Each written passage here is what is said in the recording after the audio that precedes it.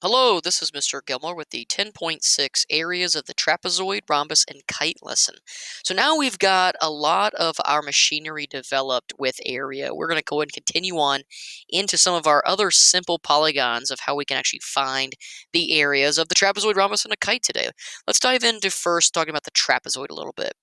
Just as a quick reminder about the trapezoid's anatomy, we dissected the trapezoid when we talked about this back in chapter 6 with our quadrilateral section, but I do want you to recall that with the definition of a trapezoid, we say it's a quadrilateral with precisely one pair of parallel sides. Well, the pair of parallel sides we give a kind of some jargon to, we call those the bases. Okay, so whenever we refer to the bases of a trapezoid, we refer to those sides that are in fact parallel to each other. Now, the non-parallel sides, we did call those the legs. However, when we're looking at deriving the area formula of our trapezoid, we don't actually involve those the two sides that we call the legs. Primarily, which will be involving the bases and the height of our trapezoid, which happens to be the distance, which is that perpendicular between our two parallels. And remember, way back in chapter 5, when we studied parallels, we know that parallels are equidistant. So this height can actually be formed anywhere from one parallel to the other. We know the height will be the same. It will be equidistant no matter what point we choose on one parallel to then move that perpendicular to the other. So just keep in mind that in our diagram below, that height is coming from one of the vertices of our trapezoid, but it doesn't have to. It could come from any point along any side of our base to the perpendicular of the other base. But we do actually, when we dissect our trapezoid, we are going to associate some variables with the lengths. So when you take a look at the diagram below, we have base sub 1, base sub 2, right? This b sub 1, b sub 2 to represent the lengths of the two bases. So the b sub 1, b sub 2 are actually lengths. Same thing with our height. We've seen this already. The h represents the length of our height. So what we're actually going to find is the derivation of our trapezoid formula. So let's actually take a look at that derivation. So our trapezoid area formula actually relates all three of these components. It relates the two lengths of the two bases, and it also involves the length of the height. So if we take a look, the area of our trapezoid is equal to 1/2 the height times the sum of the two bases. So the area equals 1/2 the height times the sum of the two bases. Now, I'm actually not going to take any time out of this video here to look at the derivation of how this is actually formed. I give you guys on the worksheet that there are 3 ways that we could actually derive the area formula of the trapezoid. I'm going to let you choose one of those 3 ways and go with then deriving this area formula out of the one you feel most comfortable with. And all 3 are actually kind of spectacular ways of finding this derivation. Some involve, actually interesting enough, parallelograms, and the other involve the area of triangles. And since we've already got those 2 area formulas established, we know we can make our way toward finding the area of the trapezoid. So you'll see on the homework assignment where you will derive the area formula of the trapezoid, and then you'll use it in some application later on in some other sections. Let's continue on journeying into the other figures that we're going to find area of in this lesson. So let's talk about the rhombus. Real quick, we defined a rhombus way back in chapter 6, but I want to remind you of what it says.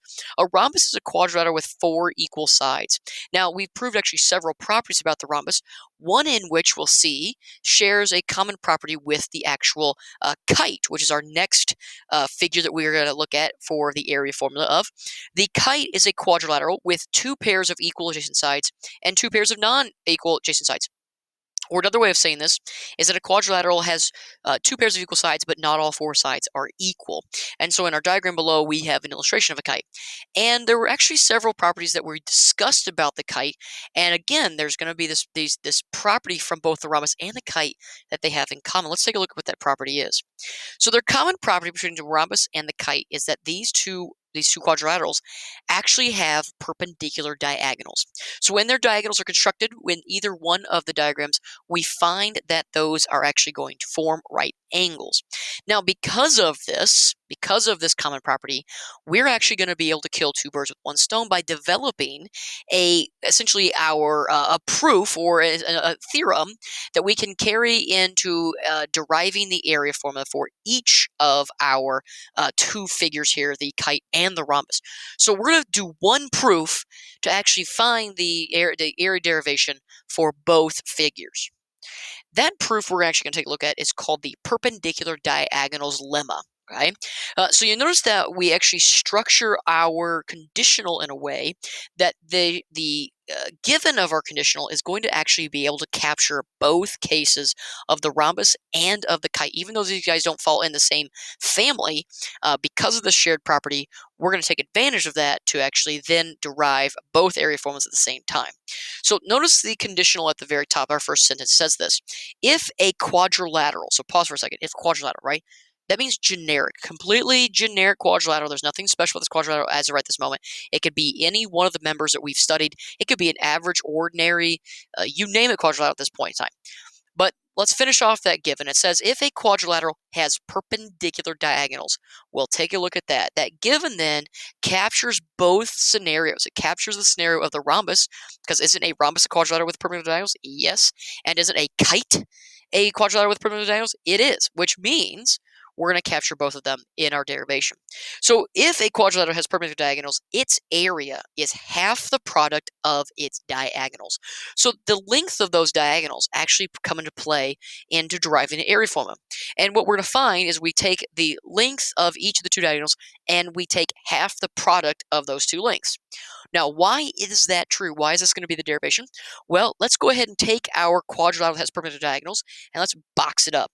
So as we box it up, you notice that in our diagram below, we were given this quadrilateral ABCD with already its diagonals perpendicular. What happens then when we box this up is that each side is going to be parallel to a respective diagonal. As you see, the top and bottom side of this rectangle is parallel to the diagonal of AC, and our left and right sides of our rectangle, they're parallel to our diagonal BD, which means we know the dimensions of this rectangle are a length of, well, the same length of AC. We're going to call the length of AC a length of D1, and we'll call the length of BD a length of D2. So AC is a length of D1, BD is length of D2, which means we know we have our dimensions of this rectangle. The dimensions of this rectangle are D1 by D2. Okay, so the area then is D1 times D2, right? The product of the two diagonals. But we want to prove that the area of this given quadrilateral ABCD is half the product of the two diagonals. Well, notice then that when we box it up, each of the diagonals and a side and each of the diagonals and part of the side of the rectangle actually form smaller rectangles. This is actually a provably true rectangle right here, with the diagonal being the length of AB. What that means is it's taking this with the diagonal of AB, it's taking that rectangle and cutting it up into two congruent triangles. In other words, that the area of the shaded region here is actually equal to the area of this unshaded region. And we can rinse and repeat the story for every single other one of these quadrants that are formed, that the area of this region is actually equal to the area of the unshaded, and once again, area of that is equal to the other, and area of this equal to the other. What that means is that the shaded regions of each of those quadrants are actually half the area that rectangle is formed. Well, if each are half of the area that rectangle is formed, then together all four have got to be then the sum half of the whole rectangle. Thus, there is our derivation of showing that the area of the shaded quadrilateral ABCD is really half the area of the rectangle that's formed around it, the boxed up rectangle. So thus, really what's happening is that the area of this perpendicular diagonal quadrilateral is one half the product of its two diagonals. So what we just saw there is actually our derivation to cover both the kite and the rhombus at the same time. So the area formulas for the kites and rhombuses is the same. It's really just an immediate consequence of the diagonal's lemma. Okay, so let me hand you a rhombus. Great, it has perpendicular diagonals, which means it satisfies our perpendicular diagonals lemma, which means we can claim the area as one half the product of its diagonals. Same story goes for the kite. So let's go ahead and take a look. There is our derivation at the very bottom. The area of the kite and the rhombus fit into this same formula, the one half the d sub 1 times d sub 2, right, where we let d sub 1 be the length of one diagonal and d sub 2 is the length of the other. Now, on the assignment, you will actually not see the derivation of the kite or the rhombus. We talk about it, but essentially what you'll be moving into is just some application of it on the homework assignment, where you'll actually be given diagrams such as is a rhombus or is a kite, and you will find the area of that, or you will work towards some piece of information about the rhombus and kite using the area formula. So So that comes to the end of our lesson 10.6 on the areas of the trapezoid, the rhombus, and the kite. If you do have any questions about this homework assignment or this lesson in general, please do not hesitate to email me. I will get back to you as soon as I possibly can. With that, be good and do good.